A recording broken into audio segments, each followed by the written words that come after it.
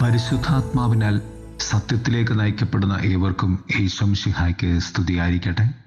തിരുസഭാ മാതാവ് ഇന്ന് നമുക്ക് നൽകുന്ന വചനധ്യാനം യോഹന്നാന്റെ സുവിശേഷം 16-ാം അധ്യായം 12 മുതൽ 15 വരെയുള്ള വാക്യങ്ങൾ. എനിക്ക് നിങ്ങളോട് ഒരുപാട് കാര്യങ്ങൾ പറയുവാനുണ്ട്, പക്ഷേ ഇപ്പോൾ നിങ്ങൾക്കത് ഉൾക്കൊള്ളുവാൻ കഴിയുകയില്ല. എന്നാൽ അവൻ വരുമ്പോൾ സത്യത്തിൻ്റെ ആത്മാവ്, അവൻ നിങ്ങളെ എല്ലാ സത്യത്തിലേക്കും നയിക്കും. ഈ സുവിശേഷത്തിന് ഒരു നിവേദനമുണ്ടെങ്കിൽ അത് കർത്താവെ എനിക്ക് സ്വയം വെളിപ്പെടുത്തണമേ എന്നാകും. ഒന്നാമതായി സത്യത്തെക്കുറിച്ചുള്ള അറിവ്. പരിശുദ്ധ ത്രിത്വം നമ്മുടെ ഭൗതിക മണ്ഡലത്തെ മറികടക്കുന്ന ഒരു രഹസ്യമാണ്. വിശ്വാസത്തിൻ്റെ ഏറ്റവും അടിസ്ഥാന പ്രക്രിയയായ ക്രിസ്തീയ പക്വതയെയും ഇത് വെളിപ്പെടുത്തുന്നു. നമുക്ക് വിശ്വാസം ലഭിക്കുമ്പോൾ അത് വികസനം ആവശ്യമുള്ള ഒരു വിത്തുപോലെയാണ്.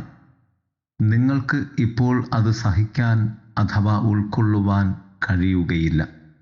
പരിശുദ്ധാത്മാവ് നമ്മെ ഒരു പൂർണ്ണമായ ധാരണയിലേക്ക് നയിക്കുന്നു. അങ്ങനെ നമ്മുടെ വിശ്വാസം നമ്മുടെ ജീവിതത്തിൽ പ്രകടമാക്കും.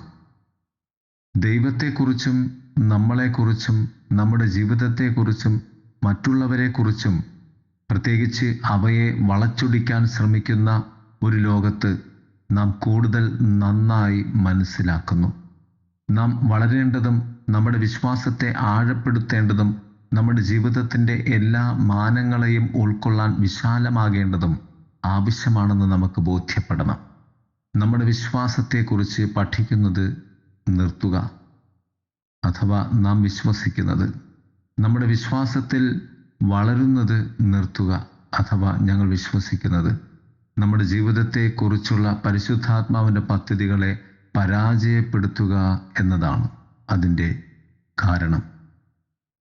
അവന് ഞങ്ങളോട് കൂടുതൽ എന്തോ പറയുവാനുണ്ട്. ഞാൻ അത് വിശ്വസിക്കുകയും അന്വേഷിക്കുകയും ചെയ്യേണ്ടവനാണ്. അത് എങ്ങനെയാണ്? നമ്മുടെ വിശ്വാസത്തിന് വേണ്ടി നാം നടത്തുന്ന പ്രയത്നങ്ങളല്ല, ക്രിസ്തുവിൻ്റെ വിശ്വാസത്തിന് വേണ്ടി, ക്രിസ്തു എന്നിൽ നടത്തുന്ന പ്രവർത്തനങ്ങൾക്ക് വേണ്ടി എന്നെ സമർപ്പിക്കുക എന്നതാണ് അത്. സത്യം സ്വീകരിക്കുകയും ജീവിക്കുകയും ചെയ്യുക. യേശു ഇവിടെ വിശ്വാസത്തിൻ്റെ സത്യങ്ങളെ തിരിച്ചറിയുന്നു. അതുപോലെ പിതാവിന് ഉള്ളത് പിതാവിൻ്റേത്.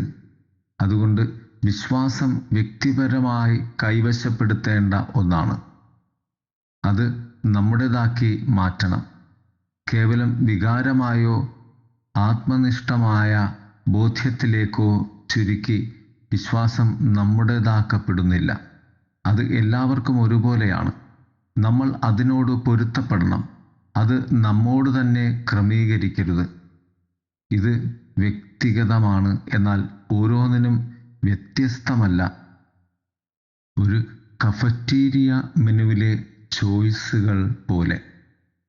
കഫറ്റീരിയ മെനു എന്നാൽ ഒരു കോഫി ഹൗസിലെയോ റെസ്റ്റോറൻറ്റിലെയോ ഒരാഴ്ചത്തെ മുഴുവൻ അവർ ചെയ്യുവാൻ ഉദ്ദേശിക്കുന്ന ആഹാരപദാർത്ഥങ്ങളുടെ ഒരു ലിസ്റ്റാണ്. ഇന്ന് ഭക്ഷിക്കുന്നതും നാളെ ചെയ്യുവാൻ പോകുന്നതും ഈ ഒരാഴ്ചക്കാലമുള്ള സർവത്തിൻ്റെയും ഒരു ക്രമം. പുണ്യസ്മരണാർഹനായ ബെനഡിക്ട് 16-ാമൻ മാർപ്പാപ്പ തൻ്റെ തെരഞ്ഞെടുപ്പിന് മുമ്പുള്ള പ്രസംഗത്തിൽ വ്യക്തമാക്കിയതുപോലെ, മുതിർന്നവർക്കുള്ള വിശ്വാസം എന്നത് ഫാഷൻ്റെയും ഏറ്റവും പുതിയ പുതുമയുടെയും പ്രവണതകളെ പിന്തുടരുന്ന വിശ്വാസമല്ല. പക്വതയാർന്ന ഒരു വിശ്വാസം ക്രിസ്തുവുമായുള്ള സൗഹാർദ്ദത്തിൻ്റെ ആഴത്തിൽ വേരൂന്നിയതാണ്. എനിക്ക് എൻ്റെ വിശ്വാസം പൂർണ്ണമായും എന്നിൽ അടങ്ങിയിട്ടുണ്ടോ? അതോ എന്തോ വിദേശി എന്ന പോലെ അതെൻ്റെ മേൽ നിർബന്ധിതമായി അടിച്ചേൽപ്പിച്ചതായി എനിക്ക് തോന്നുന്നുണ്ടോ? എൻ്റെ വിശ്വാസം ഹൃദയസ്പർശിയായതും എൻ്റെ ബുദ്ധി അംഗീകരിക്കുന്നതുമാണോ? അതിനെ സ്വീകരിച്ച് ആശ്ലേഷിച്ച് സ്നേഹിച്ച് അതിൽ വളർന്ന് അത് ജീവിതഗന്ധിയായി അനുവർത്തിച്ച് പ്രതിരോധിച്ച് പങ്കുവെച്ചുകൊണ്ട് ഞാനത് എൻ്റേതാക്കുകയാണോ ചെയ്യുന്നത്? അതോ വിശ്വാസമെന്നത് എന്നിൽ ഒരു അപരിചിതമായ സത്യമാണോ? 3. സുവിശേഷവൽക്കരണം. ത്രിത്വത്തിൻ്റെ ഐക്യം നിശ്ചലമല്ല, മറിച്ച് ജീവിക്കുന്ന ചലനാത്മകതയാണ്. അവർ ഐക്യത്തോടെ ജീവിക്കുകയും പ്രവർത്തിക്കുകയും ചെയ്യുന്നു. എന്നിൽ നിന്ന് അഥവാ എൻ്റേതിൽ നിന്ന് അവൻ എടുക്കും. ഇതിന് 2 അർത്ഥങ്ങളുണ്ട്. പരിശുദ്ധാത്മാവിൻ്റെ ദൗത്യം യേശു പഠിപ്പിച്ച കാര്യങ്ങൾ കൃത്യമായി നമ്മെ ഓർമ്മിപ്പിക്കുക എന്നതാണ്. ക്രിസ്തുവിനെ പഠിപ്പിച്ചതുകൊണ്ട് അവൻ തൻ്റെ ദൗത്യത്തോട് വിശ്വസ്തനാണ്. നമുക്കും വിശ്വാസം കൈവശം വയ്ക്കുന്നത് അത് പങ്കിടുന്നതിലേക്ക് നയിക്കുന്നു. ജീവനുള്ളവ വളരുന്നു. ക്രിസ്തുവുമായി ആത്മാർത്ഥമായി സമ്പർക്കം പുലർത്തുന്നവർക്ക് അവനെ തങ്ങൾക്കായി നിലനിർത്താൻ കഴിയില്ല. അവർ അവനെ പ്രഖ്യാപിക്കണം, അത് മറ്റുള്ളവർക്ക് വേണ്ടി പങ്കിടണം. ഈ പ്രഖ്യാപനം അടിച്ചേൽപ്പിക്കുകയല്ല, മറിച്ച് ആത്മവിശ്വാസത്തോടെ നിർദ്ദേശിക്കണം. ജോൺ പോൾ രണ്ടാമൻ മാർപ്പാപ്പ പറയും, നമുക്ക് ലഭിച്ച ഒരു സത്യം നാം പ്രഖ്യാപിക്കണം. അവൻ സ്വയമായി സംസാരിക്കുകയില്ല, എന്നാൽ അവൻ കേൾക്കുന്നത് സംസാരിക്കും. ക്രിസ്തുവിനോടുള്ള നമ്മുടെ സ്നേഹം അളക്കാൻ കഴിയുന്നത് അവൻ്റെ സന്ദേശം മാറ്റമില്ലാതെ കൈമാറുന്നതിൽ നാം എത്ര വിശ്വസ്തരാണ് എന്നതിലാണ്. അവനോടുള്ള എൻ്റെ സ്നേഹം എത്ര വലുതാണ്. ക്രിസ്തുവുമായുള്ള ഒരു സംഭാഷണം നാം നടത്തുകയാണെങ്കിൽ അതിപ്രകാരമാകാം: പ്രിയ യേശുവേ, ഞാൻ നിന്നെ നന്നായി അറിയുകയും സ്നേഹിക്കുകയും ചെയ്യുന്നതിനായി നിങ്ങൾ അങ്ങയുടെ പരിശുദ്ധാത്മാവിനെ എനിക്ക് നൽകുക. യേശുവിനെ നന്നായി അറിയാനും കൂടുതൽ ആഴത്തിൽ അനുഭവിക്കുവാനും എനിക്ക് ഒരു ദാഹവും വിശപ്പും തരുക. യേശുവിനെക്കുറിച്ചുള്ള എൻ്റെ അറിവ് എൻ്റെ ഹൃദയത്തിന് തീ കൊളുത്തട്ടെ. അങ്ങനെ എനിക്ക് യേശുവിനെ എന്നിലേക്ക് തന്നെ നിർത്താൻ കഴിയില്ല.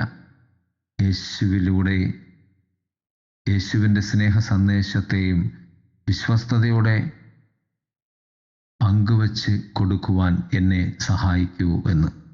പ്രിയമുള്ളവരെ, ക്രിസ്തു ദൗത്യത്തിൻ്റെ സുവിശേഷവാഹകരായി നമുക്ക് മാറാം. ദൈവം നമ്മെ സമൃദ്ധമായി അനുഗ്രഹിക്കട്ടെ. ആമേൻ.